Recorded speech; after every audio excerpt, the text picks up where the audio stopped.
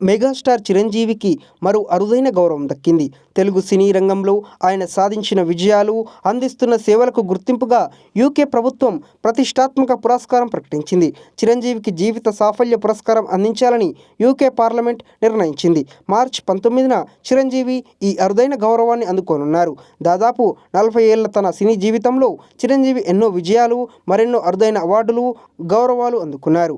డ్యాన్స్కు care of అడ్రస్గా నిలిచిన చిరంజీవి తన కెరీర్లో 9 ఫిలింఫేర్, 3 నంది అవార్డులతో పాటు ఎన్నో ప్రతిష్టాత్మక పురస్కారాలు అందుకున్నారు. సినీ రంగానికి ఆయన చేసిన సేవలను గుర్తించిన భారత ప్రభుత్వం కూడా 2006లో ఆయనకు పద్మభూషణ్, 2024లో పద్మవిభూషణ్ అందించి గౌరవించింది.